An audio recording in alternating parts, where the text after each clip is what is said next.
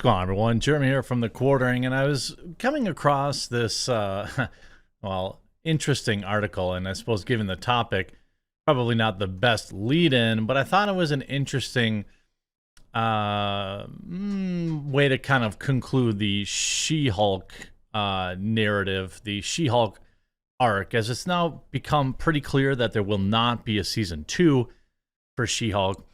Some of these comments are pretty interesting. We all know that the media has kind of, deemed it a massive success because it totally owned the toxic haters, but we don't really know much about the ratings, as these things are obfuscated nowadays because there's no advertisers involved, so they don't actually have to share transparency. It's one of the biggest bummers about covering media, since basically everything's gone on streaming.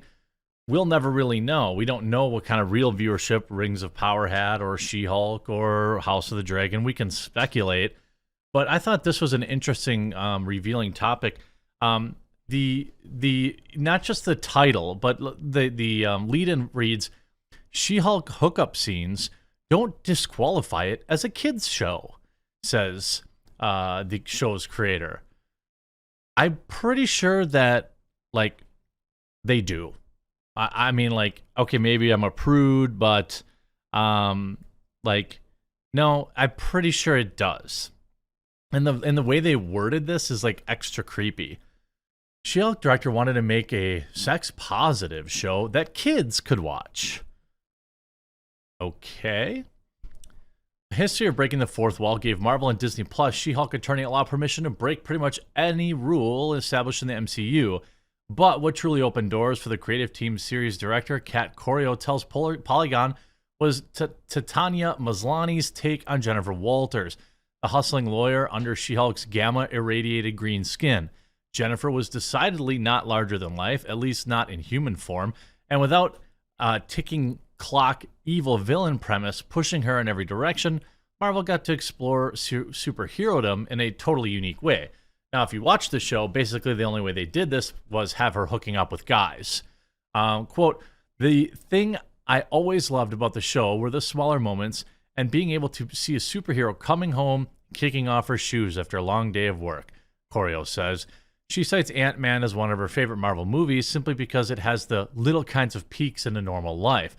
And while Corio was thrilled to stage Daredevil hallway fights and momentary season finale brawl between Hulk, King Abomination, and She-Hulk, she was excited to take the series to uncharted places in the MCU, specifically the bedroom. Yeah, this is what all Marvel fans have been clamoring for. I mean, I know whenever I watch Spider-Man, I'm like, why can't I jerk off to this? I really need some hot superhero action going on my screen. That's what, the Endgame made $2 billion, but how much more would it have made if, Scarlet Witch and Vision, had an intense bedroom scene with a resume littered with, we always felt there was fear around sex and the idea of its positivity, she said.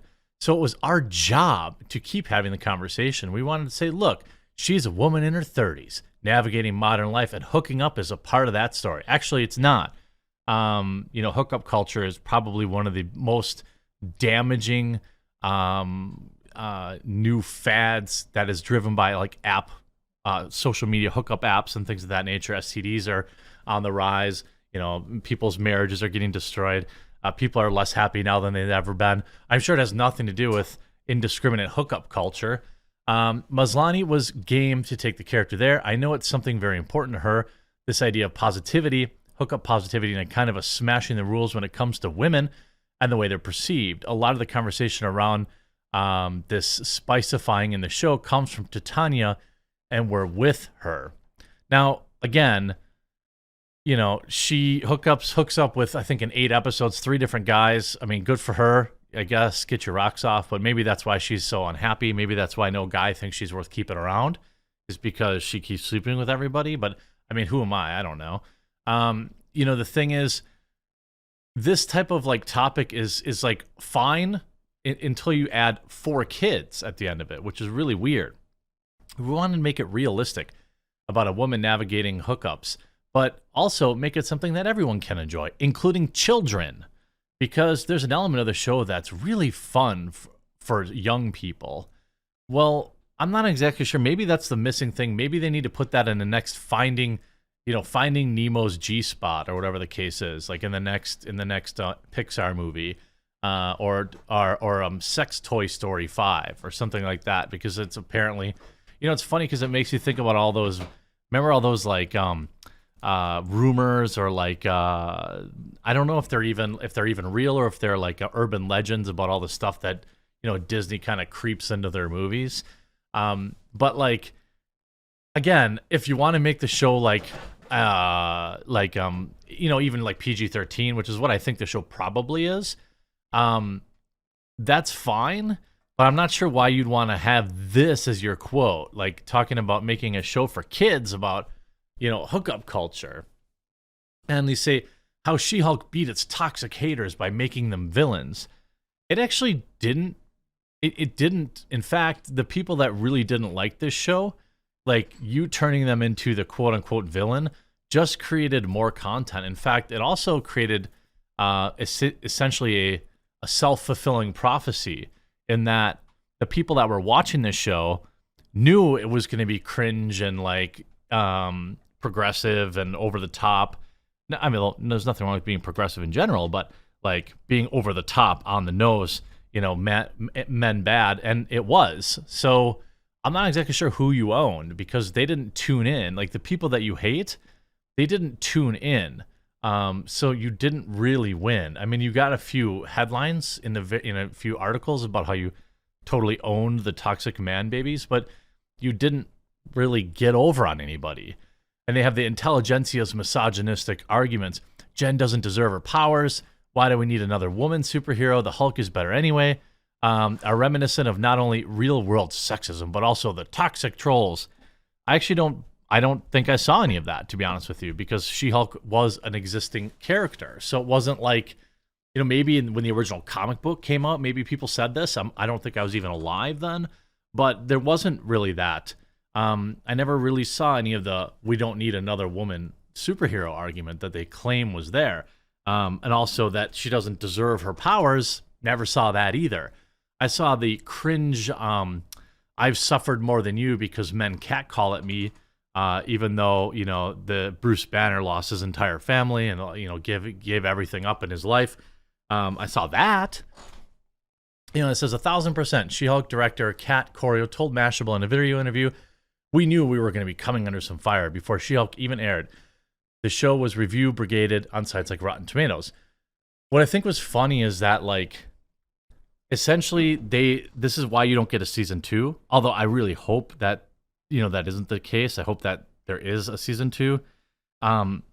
Because so instead of writing a good show, they were far more concerned with like owning the haters, which is like a really weird thing. I mean, I guess I understand it here and there, but like, okay, so you got your Slay Queen moments, but the show sucked. And like, people don't want to actually like deal with, for them to send these negative messages, it really plays right into the hands to show we're one step ahead of them. Well, again, you don't need to be like some kind of super genius to know that like this was going to happen. So like, it's like, oh, so the entire thing is like circular logic. Like we create this show to own the haters because we think they're going to hate the show. You make a bad show, they hate the show, so you get validation.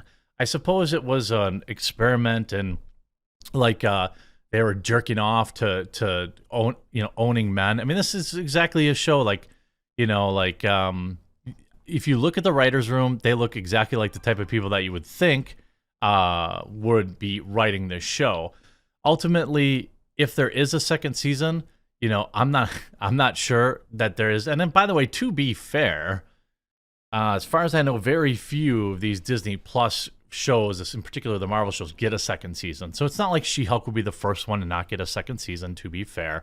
I sincerely hope they do give it a second season because, I would love to see more totally owning the haters. You see, how do we normalize having shows for children being universally hookup negative?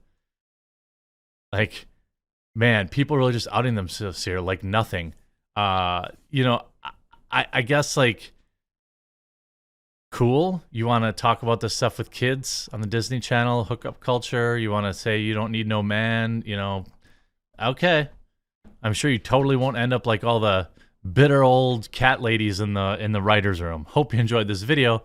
We'll talk to you again real soon.